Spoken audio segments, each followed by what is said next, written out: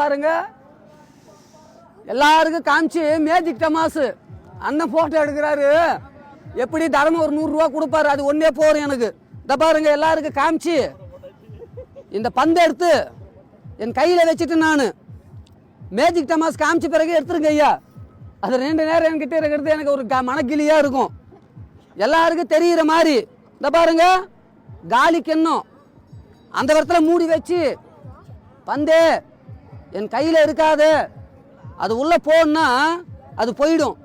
சொன்னா நம்ப மாட்டீங்க நீங்க. நான் காமிக்கிறேன் பாருங்களேன். பரமேஸ்வரா யாடிக்கு போயினாலும் ஒன்னோடு ஒசாடுன்னு ஏன் ஜேசு. இந்த பாருங்க, அந்த இடத்துல வச்சு என் சாமி மேல தொட்டு பந்து எடுத்து என்னுடைய கையில ஊதி கொஞ்சம் போது மண் எடுத்து அதன் மேல போட்டு கட்டு கட்டுறதுக்கு வச்சுக்கின்னு இருந்த ஒரு குச்சி ஒன்று தோ இருக்குது. 1 2 3 ஒரு கட்டு கிண்ணம் பார்த்தீங்களா, காலி கிண்ணம். எத்தனை வாட்டி காமிச்சாலும் ஒரே கிண்ணம் தான். கிட்ட வச்சு மூடுமே, சந்தேகமா இருக்கும். எல்லாருக்கும் தெரிகிற மாதிரி அந்த இடத்துல வச்சிடுறேன்.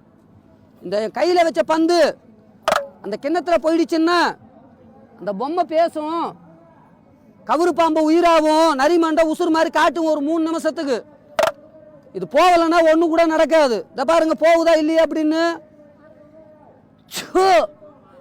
இந்த அதிசயத்தை நீங்க பார்க்க போறீங்க. என்னையா ஓவரா பேசுறானே தவிர பாம்ப வெளிய விட மாட்டேங்கிறானயா. யோ காலையில இருந்து இதே தான் சொல்லிட்டு இருக்க.